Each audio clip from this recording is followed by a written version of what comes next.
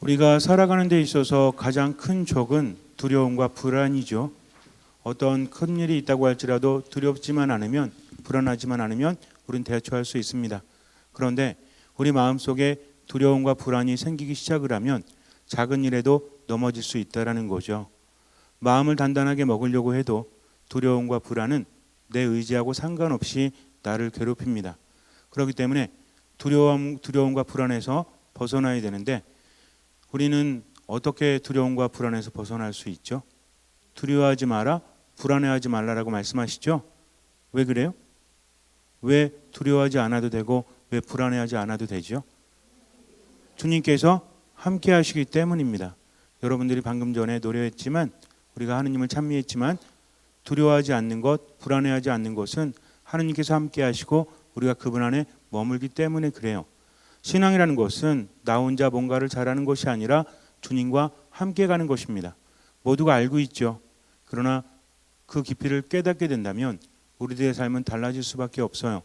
내가 원하는 대로 살아가지 못하고 원치 않는 삶을 살아가는 가장 큰 이유는 두렵기 때문입니다. 불안하기 때문에 그래요. 세상 모든 것들이 변하죠. 그러다 보니까 나도 불안할 수밖에 없습니다. 하지만 하느님은 변치 않으십니다. 그분은 영원하시다는 거죠. 이것이 얼마나 큰 행복인지를 우리가 알아야 돼요. 내가 신앙생활하고 하느님 안에서 그분께 의지하며 살아가는 것은 변치 않는 그분께서 나를 나보다 더 잘하시고 나를 나보다 더 사랑하시기 때문입니다. 고민할 필요가 없다는 거죠. 두려워할 필요가 없습니다. 그저 그분을 믿고 그분의 말씀을 따라가면 돼요. 그래서 신앙이란 무엇이다? 하느님을 만나서 그분을 바라보고 그분을 따라가는 거다. 아주 간단합니다. 이것만 제대로 하면 나머지 주님께서 이끌어 주신다는 거죠. 언제 문제가 생깁니까? 혼자 하려고 할 때. 근데 우리는 언제 혼자 하려고 하죠? 죄의식을 느낄 때, 내가 하느님 안에서 머물 자격이 있을까? 라는 생각이 들 때 나는 혼자 하려고 합니다. 뭔가 정말 드러내고 싶지 않을 때 혼자 하려고 한다는 거죠. 그러나 그럴 필요 없다고 했죠. 하느님은 나보다 나를 더 잘 아시기 때문에 그래요. 하느님은 나를 나보다 더 사랑하시기 때문에 그래요. 이것을 알고 하느님께 맡기면 지금의 내가 변화될 수밖에 없다는 것입니다. 억지로 뭔가를 하려고 하지 마시고 무조건 뭐해라? 하느님께 맡기고 그저 지금 최선을 다하면 나머지는 변화되게 되어 있다는 거죠. 그분이 우리를 사랑하시기 때문입니다. 그러니까 신앙이라는 것은 누구와 함께? 하느님과 함께. 내가 원한다고 해서 그렇게 되는 것은 아닙니다. 하느님께서 우리를 사랑하시기 때문에 그래요. 그래서 예수님께서 세상에 오셨을 때 임마누엘, 하느님이라고 하죠. 임마누엘은 무엇입니까? 하느님께서 우리와 함께 계시다. 그냥 머리로만 외우지 말고 삶 안에서 체험하면서 살아가시기 바래요. 그분은 나를 사랑하시기 때문에 내가 원하면 나와 함께 하실 수밖에 없으십니다. 그 큰 사랑 때문에 지금을 내가 살아갈 수 있는 것이죠. 며칠 전에 몸이 너무나 아파가지고 주일 이렇게 지내면서 미사하면서도 굉장히 힘들었습니다. 그래서 주일 미사 끝나자마자 들어가서 누워서 이렇게 있는데, 사람이 너무나 아프다 보니까 예전에 그 할머니들 보면 이렇게 아이고 이러시잖아요. 그래서 왜 저렇게 하면 안 아프신가 했는데 저도 그랬어요. 너무 아프다 보니까 정말 삭신이 쑤시더라고요. 며칠 동안 컨디션도 안 좋고 기분도 안 좋고 정말 너무너무 힘들었는데 이제 몸이 무너지기 시작을 합니다. 한기가 들고 오한이 들어요. 그래서 바람이 몸에 든다는 게 뭔지를 절실히 깨달았습니다. 그러다 보니까 이게 참을 수 있는 게 아니더라고요. 갑자기 느닷없이 이렇게 찬기가 온 뼈마디를 쑤시더라고요. 그러니까 어때요? 아이고. 듣는 존재는 개뿐이 없는데 아이고 그러니까 걔가 쳐다보더라고요. 이렇게 왜 저러지? 이렇게 쳐다보는데 정말 느꼈습니다. 이 할머니들이 할아버지들이 아프실 때 아이고 하니까 좀 덜 아픈 것 같기도 하고요. 어쨌든 뭔가 반응을 하긴 해야 될 것 같아서 그냥 참는 것보다는 한결 낫더라고요. 그래서 혼자 아이고 하면서 이렇게 새벽까지 잠들었다 깼다 그렇게 했는데 약을 좀 먹고 이제 잠을 잤습니다. 그런데 너무나 아픈 거예요. 너무나 힘들고. 그런데 자꾸만 이제 약 기운이 퍼져서 그런지 몰라도 어느 정도 시간이 흐르니까 온몸이 흠뻑 젖더라고요. 젖으니까 더 춥죠. 일어나서 옷을 갈아입고 또 잠을 잤습니다. 그렇게 5번인가 옷을 갈아입고 나서 그 다음날 되니까 많이 가볍더라고요. 땀을 쭉 뺐기 때문입니다. 우리 몸이 아플 때는 그렇잖아요. 땀 쭉 빼고 나면 뭐라 그래요? 이제 낫기 시작하는구나 라고 하죠. 아이가 아플 때 엄마가 옆에서 이렇게 보살피는데 뭐 열이 불덩이 같아요. 근데 아이가 땀을 흘리지 않습니다. 그럼 더 위험한 거죠. 근데 땀을 흘리면 그때부터 어때요? 이제 낫기 시작을 하는구나 라고 알 수 있습니다. 인간의 몸이라는 것은 뭔가 문제가 생겼을 때는 어떻게 해야 돼요? 자꾸만 내보내야 됩니다. 그래야만 건강할 수 있다라는 거죠. 우리가 하느님에 대한 믿음도 마찬가지입니다. 세상을 바라보면서 묵상하다 보면 깨달을 수 있다는 거죠. 내가 미사를 참여하고 말씀을 묵상하고 기도를 하지만 내 삶을 살아가면서 체험을 하죠. 이런 체험은 뭔가 특별한 체험도 있지만 어느 날 갑자기 신비스러운 체험을 할 수도 있지만 일상적인 삶 안에서도 체험을 옵니까 안 옵니까? 온다는 거죠. 제2차 바티칸 공의회에서 하느님의 계시는 이성의 빛으로 알 수 있다라고 했습니다. 세상 만물에 하느님께서 계신다는 거죠. 범신론이 아닙니다. 나무에도 하느님이 계시고 풀에도 하느님이 계시고 이런 의미가 아니라 우리는 세상을 통해서 하느님을 체험할 수 있다라는 거죠. 모든 것들이 하느님께서 만드신 것이기 때문입니다. 그래서 하느님께서는 마치 보물찾기처럼 이렇게 숨겨두셨어요. 우리는 그것을 찾아볼 수 있습니다. 그냥 지나가면서도 못 찾는 경우도 있죠. 되게 재밌는 게 뭐냐면 10사람이 지나가는데 땅바닥에 돈이 떨어져 있습니다. 어떤 사람이 주술 확률이 크죠? 10사람이 지나갈 때 땅에 이렇게 돈이 떨어져 있어요. 그럼 어떤 사람이 주술 확률이 커요? 첫 번째 사람, 그죠? 근데 경험상 보면 어때요? 이게 우리 눈뜬 장님 같아요.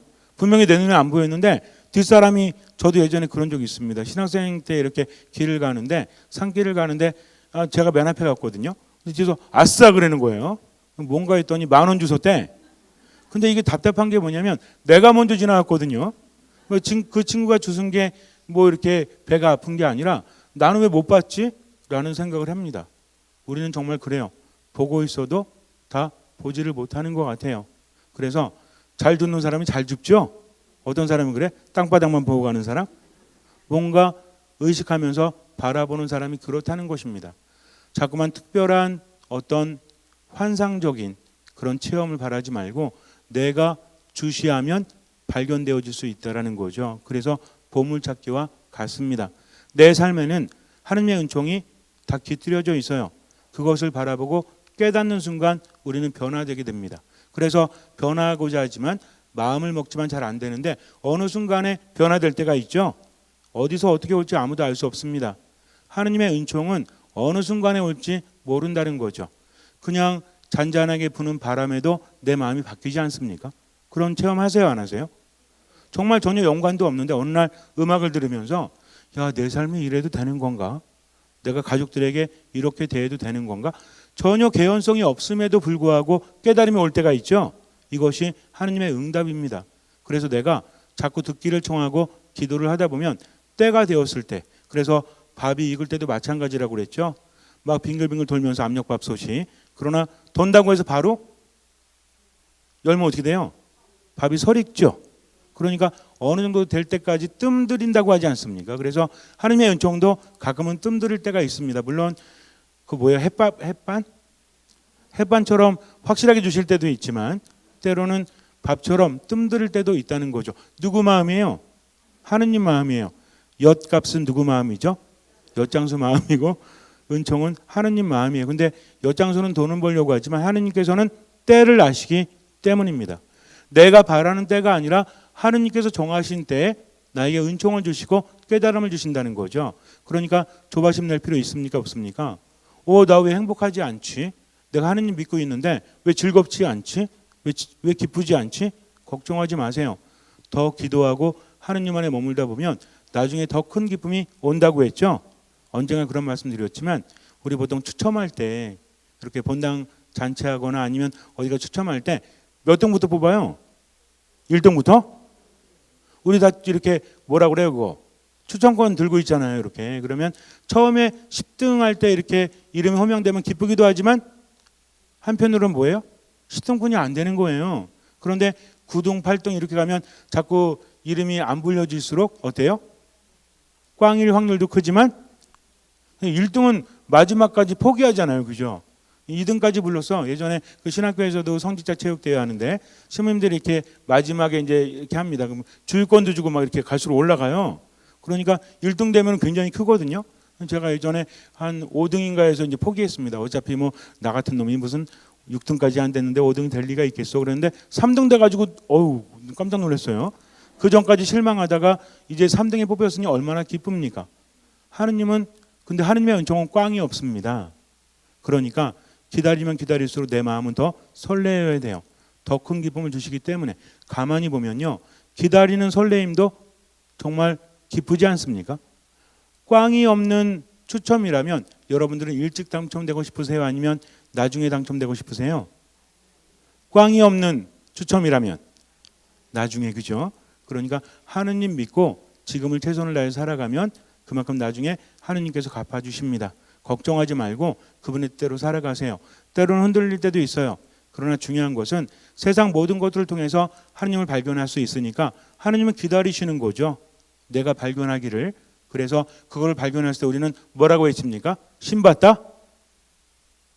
하느님께서 숨겨놓으신 감추어진 그런 삶의 은총을 내가 발견할 때 나는 뭐라고 외칩니까? 신받다? 그러면 안 돼요. 뭐라고 외칩니까? 하느님 감사합니다. 그래서 하느님 감사합니다를 자주 하는 사람은 삶 안에서 은총을 많이 발견한 사람이에요. 이런 사람들 하느님께 더 받죠. 받다 보니까 어때? 가진 사람은 더 많이 받아요. 그런데 가진 것이 없다고 하는 사람은 가진 것마저 빼앗깁니다. 그러니까 우리는 자꾸만 감사하고 더 많이 받았음에 또 감사하고 그럼 더 많이 받아요. 근데 아이고 내 팔자야 정말 되는 일도 더럽게 없고 가진 것도 별로 없고 내 인생 자체가 정말 힘들어. 그러면 이 사람은 갖지 못한 사람이니까 가진 것마저 빼앗긴다는 거죠. 다시 한번 말씀드립니다. 하나님의 은총은 꽝 없는 추첨과 같아요. 그러니까 기다리면서 설레이면서 하나님의 뜻대로 지금을 살아가십시오. 받을 것이 더 클 것이기 때문에 그래요. 그분은 우리를 실망시키지 않으십니다. 근데 중요한 건 뭐냐면 아까도 말씀드렸지만 그분은 기다리신다는 거죠. 내가 추천권을 갖고 있어야 되잖아요. 아무리 꽝이 없다고 그럴지라도 내가 추천권을 갖지 않으면 의미가 없죠. 그럼 어떻게 해야 돼? 이 추천권을 갖는다는 것은 무엇입니까? 하느님을 믿는다는 거죠. 그리고 믿는 대로 지금을 살아가는 겁니다. 세상을 보면서 발견할 수 있어야 된다는 거죠. 인간의 몸도 뭔가 몸이 안 좋을 때는 내보내야 됩니까? 아니면 자꾸만 들이부어야 됩니까? 내보내야 된다는 거죠. 요즘에 여러분들 우리 자매님들도 그렇고 형제님들도 그렇고 그런 거 있잖아요. 선전 못하면 아름다운 몸매를 원하십니까? 뭐 이렇게 하면서 막 하죠. 그래서 이 약만 먹으면 될 것 같죠? 될 것 같아요? 솔직히 제가 몇 개 먹어봤는데 안 되더라고요. 먹는 것만 가지고는 어떻게 해야 돼? 그런데 꼭 써 있죠. 적절한 운동과 함께 하십시오. 그건 저도 할 수 있겠어요. 그러면 제가 밀가루 이렇게 볶아가지고 여러분들 팔면서 자 이거 드시고요. 하루에 3시간만 운동하세요. 그러면 빠져요 안 빠져요? 당연히 빠지죠. 근데 사람들은 무엇을 원합니까? 안 내보내고 이루기를 바랍니다. 그러니 이것을 이용해서 상술이 발전하고 있다는 거죠. 세상에 그런 게 어디 있습니까? 땀 흘리지 않으면 이루어질 수 있는 것은 아무것도 없다는 거죠. 몸을 만들기 위해서가 아니라 건강도 마찬가지죠. 몸이 건강해야만 정신이 즐겁습니다. 영혼이 맑다는 거죠. 그러니까 자꾸만 몸도 어떻게 해야 돼? 자꾸 움직여야 돼요. 그래서 어떻게 해야 돼요? 쭉 빼야 돼요. 근데 가끔 그런 분들이 있죠. 사우나 가서 빼야지. 자, 내 스스로 움직여서 빼지 않으면 내보내지 않고 억지로 빼앗기면 뭐만 나온대요? 사우나 가서 빼면은 살이 빠지죠. 근데 동시에 뭐야? 죽을 확률이 크대요. 왜냐하면 좋은 것도 다 빠져나가기 때문에 그래요. 근데 인간의 몸은요. 스스로 내보내려고 하면 뭐가 나옵니까? 안 좋은 게 나온대요. 이게 참 신기하죠. 예전에 어떤 뭐 의학 박사님이 말씀하시기를 그렇게 말씀하십니다. 밖에서 빼는 것은 우리 몸에서 자꾸 빼잖아요. 그러면은 좋은 것도 같이 나간대요. 근데 내가 내보내려고 하면 안 좋은 게 더 많이 나간대요. 그러니까 사람은 건강할 수밖에 없다라는 것입니다. 어떻게 해야 된다는 얘기야? 자꾸만 내보내야 된다는 얘기죠. 그래야만 건강할 수 있을 뿐만 아니라 정신과 영혼도 맑을 수 있다. 근데 우리들의 마음도 마찬가지입니다. 멈춰 있는 것은 고정되어 있는 것은 썩기 마련입니다. 그래서 물은 계속 어떻게 해야 돼요? 흘러야 되죠. 우리 마음도 마찬가지입니다. 들어오고 나가지 않으면 자꾸만 멈춰지게 되고 멈추면 어떻게 돼요? 자꾸 먹기만 하고 땀으로 뭘로 내보내지 않으면 몸이 점점 어떻게 됩니까? 몸이 점점 커지죠? 그러면 좋아요? 건강이 안 좋아질 수밖에 없죠? 이거 어떻게 해야 돼? 내보내야 돼요. 마음도 마찬가지입니다. 인간은 그렇게 만들어졌다는 거죠. 세상 만물을 통해서 하느님을 발견할 수 있다라고 했듯이 하느님을 가장 많이 닮은 존재가 누굽니까? 인간이라는 거죠. 그러니까 인간은 하느님께서 만드신 대로, 즉 어렵게 말하면 뭐예요? 생긴 대로 살아가야 된다는 거죠. 그럼 인간은 어떻게 생겼습니까? 잘생겼다? 못생겼다? 인간의 생김이라는 것은 인간이 살아가는 원칙 법칙이 있죠. 먹으면 내보내야 되듯이 자꾸만 내보내야만 건강할 수 있듯이 그래야만 먹는 것도 어때요? 더 맛있지 않습니까? 돈만 많다고 그래가지고 맨날 비싼 것만 먹으면 어때? 맛있어요? 뭐가 반찬이래요? 시장이 반찬이란 말이 있잖아요. 여러분들 가끔 그런 생각만 해보세요. 내가 가장 맛있게 먹었던 게 뭔지를. 근데 맛있게 먹었던 게 무엇인지가 아니라 언제 맛있게 먹었는지 한번 생각해 보세요. 그럼 언제 맛있어요? 배고플 때. 그때 정말 눈 뒤집힐 정도로 배고플 때 뭐 먹으면 진짜 맛있지 않습니까? 그래서 그 맛을 보려고 저도 예전에 한번 그랬던 적이 있습니다. 어딘가에서 라면을 먹었는데 너무나 맛있었어요. 그래가지고 제가 밀가루가 잘 안 맞아가지고 평상시 잘 안 먹는데 어느 날 그 근처를 지나가다가 그 집이 생각이 나가지고 친구 신부님한테 야, 우리 저기 가서 라면 먹자 그랬어요. 가서 이제 먹었는데 맛이 없어. 그래서 아니 손맛이 변하셨나 그랬더니 라면이 무슨 손맛입니까? 그죠? 비슷하게 끓이지. 그러니까 누가 변한 거예요? 내 상태가 변했다라는 거죠. 마찬가지입니다.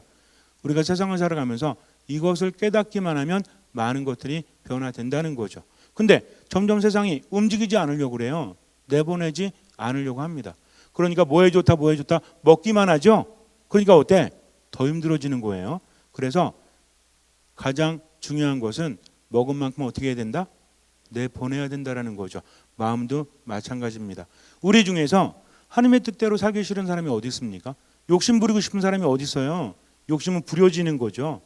욕심은 부리는 겁니까? 부려지는 겁니까? 여러분들 욕심으로 막 탐욕스럽기를 바라세요? 근데 욕심이 나죠.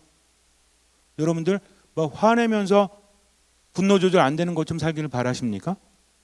근데 화가 나잖아요. 짜증 내고 싶은 사람이 어디 있습니까? 근데 짜증이 나는 거죠. 어떻게 하면 짜증 나지 않고 어떻게 하면 욕심 부리지 않고 가장 삶의 문제의 근원이라고 하는 집착. 어떻게 하면 집착하지 않을 수 있죠? 하느님 안에 머물면 집착이 사라지나요? 저도 한번 알려주세요. 어떻게 하면 되는지. 집착은 사라지지 않습니다. 내가 참는 것 뿐이죠. 어떤 제 친구가 먹는 걸 되게 좋아합니다. 근데 병원에서 경고했어요. 이렇게 먹다가는 큰일 납니다. 근데 먹는 게 너무 좋은 거야. 근데 먹는 것 때문에 문제가 아니라 뭐가 문제예요? 먹으니까 어때? 살이 찌죠. 이 살이 보통 찌는 게 엄청나게 찌니까 이제 문제잖아요. 사실은 먹는 걸 줄이라고 했지만 이 친구는 먹는 걸 줄일 수 없다고 그랬어요. 그게 한 15년 전입니다. 지금 살았을까요? 죽었을까요? 제가 지금 말하는 뉘앙스가 아무리 저기도 제 친구인데 지금 제가 말하는 뉘앙스가 죽었을 것 같아요? 살았을 것 같아요? 살았죠. 죽었으면 제가 이렇게 즐겁게 말하겠습니까? 아무리 그래도 친구인데 살았습니다. 근데 먹성이 조금 줄긴 했지만 많이 줄긴 했어요 사실은. 근데 그때 먹는 걸 멈추지 않았습니다. 대신 뭘 했는지 알아요?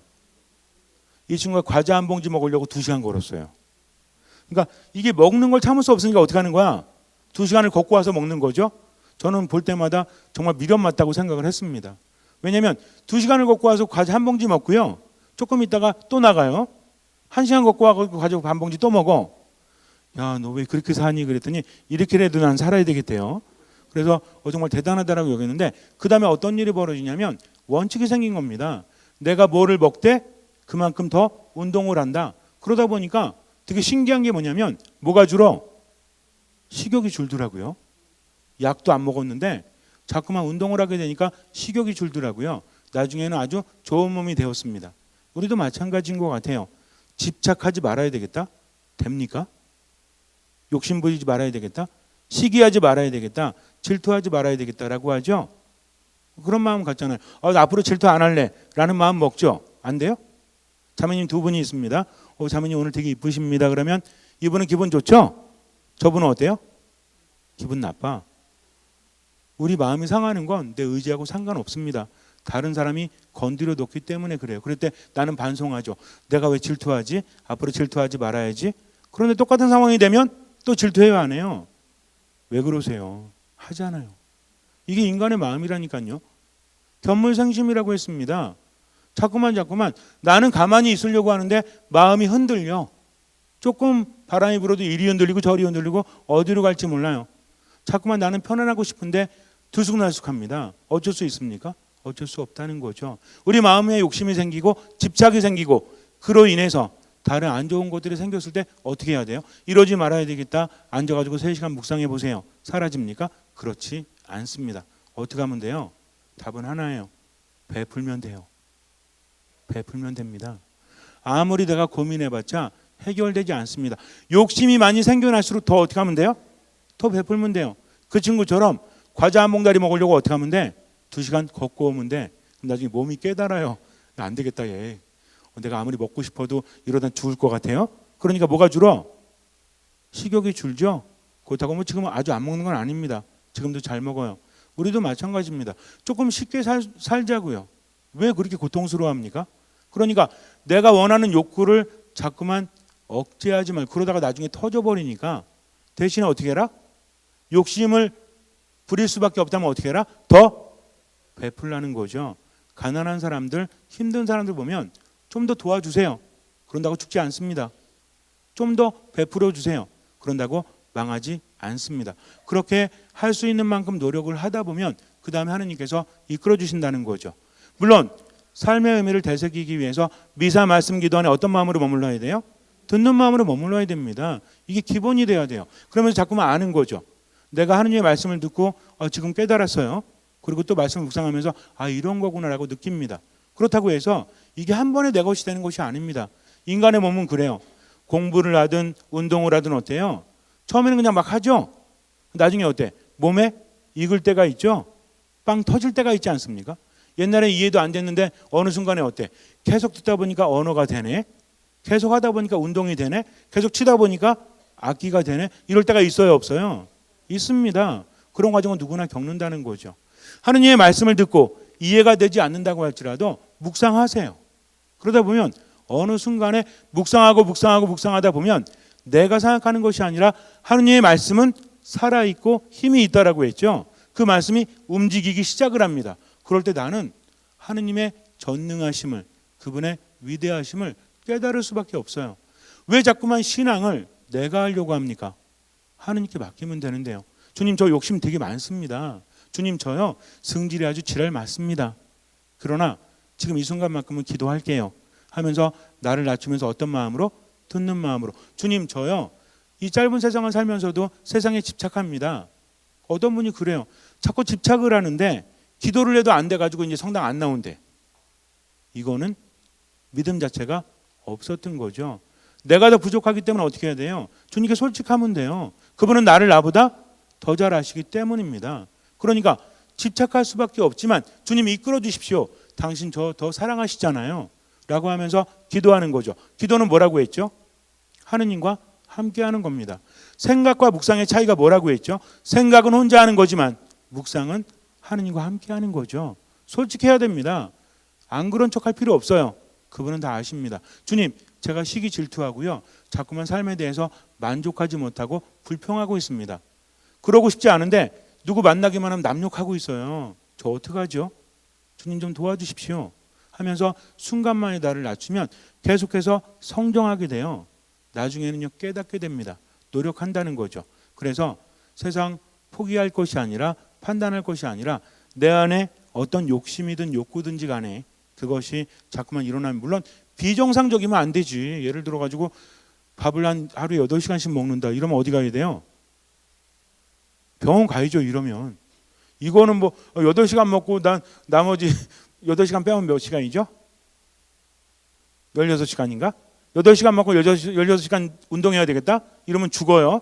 그건 안 되죠. 그러나 그것이 그렇게까지 좀 이상적인 것이 아니라면 그러면은 상담도 받고 치료도 받아야 되겠지만 내 안에 일어나는 욕심이라든지 어떤 욕구라든지 이런 것들이 있다면 굳이 누를 것이 아니라 어떻게 하면 된다?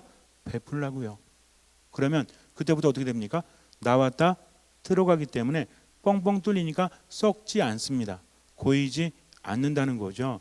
여태까지 몇십 년 동안 고민했잖아요. 왜 이렇게 욕심이 많지? 나 왜 이렇게 부정적인 생각을 하지? 하지만 바뀐 게 없잖아요. 그러니까 이제 어떻게 하자? 어쨌든 베풀자. 그러면 베푸는 곳에 누가 계십니까? 하느님께서 계십니다. 왜? 베푸는 것은 사랑이기 때문에 그래요. 고민됩니다. 제가 오늘요 어떤 분이 있어가지고 10,000원을 주고 왔습니다. 근데요 아까워 죽겠어요 라는 생각이 들 수 있죠. 그럼 어떻게 하면 돼?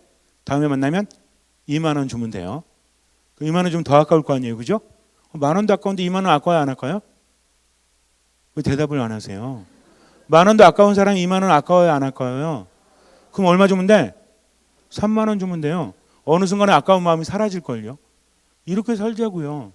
베푸는 것도 힘들고 어차피 욕심 나는 것도 힘들어요. 그렇다면 베푸는 것도 남지 않습니까? 욕심 나는 건 지금 힘들고 베푸는 것도 지금 힘든데 시간이 지날수록 베푼 건 어떻게 돼요? 처음에는 아까운 마음이 들었지만 나중에는 참 잘했다 라는 생각이 듭니다. 근데 욕심 부리잖아요. 지금도 힘들지만 어때요? 나중에도 힘들어요. 어차피 힘들 거라면 어떻게 하면 돼요? 나중에 덜 힘들고 오히려 나아질 것을 선택하면 되죠. 이것이 십자가입니다. 근데 처음도 힘들고 나중도 힘든 건 뭐예요? 이건 짐이란 얘기죠. 그러니까 자꾸만 고민하지 말고 오늘 예수님께서 말씀하신 것처럼 어떻게 해라? 베풀어라. 바리사이 집에 들어가십니다. 그러면서 이렇게 말씀하시죠. 네가 잔치를 베풀 때 네 친척이나 친구나 이런 사람들 부르지 마라. 왜? 그들은 보답할 수 있기 때문이다. 그러나 누굴 불러라?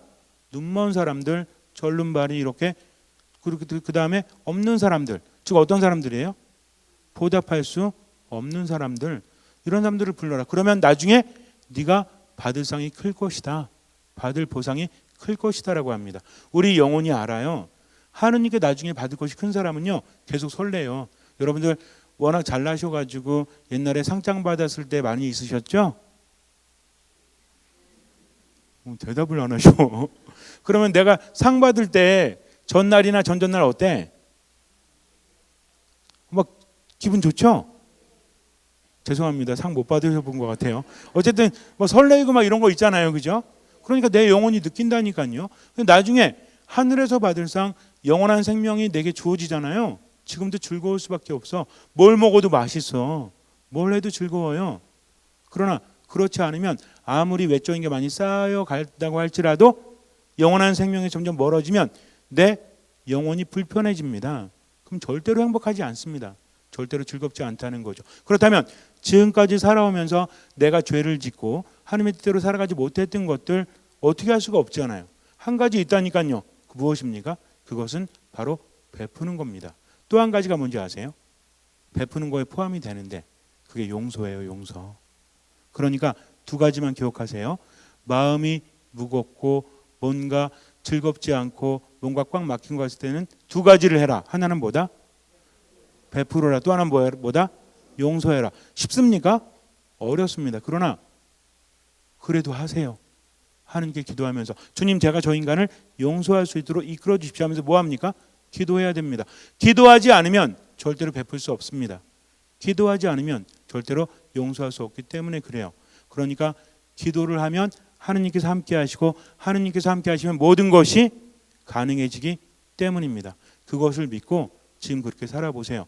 분명히 삶은 나아질 수밖에 없습니다. 잠시 눈을 감으세요. 가끔 그럴 때 있죠. 마음이 무거울 때가 있습니다. 삶이 즐겁지 않을 때가 있어요. 이것은 양심의 외침이에요. 베풀라는 이야기입니다. 안에 쌓였기 때문에 그래요. 아무리 좋은 것을 많이 먹어도 독이 됩니다.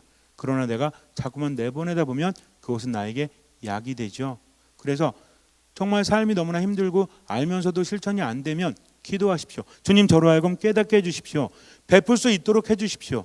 주님 저로 하여금 용서하게 해주십시오. 그래서 당신 안에 머물게 해주십시오 라고 기도하십시오. 그렇게 간절히 기도하면 하느님께서 들어주십니다. 그리고 말씀 안에 온전히 머무십시오. 미사 안에 온전히 머무십시오. 듣는 마음으로 무조건 할 수 있는 만큼 베풀면서 지금 최선을 다해서 살아가십시오. 아무것도 판단하지 말고 모든 것을 주님께 맡기십시오. 주님께서는 그 믿음을 보시고 우리 삶에 놀라운 기적을 일으켜 주실 것입니다. 아멘.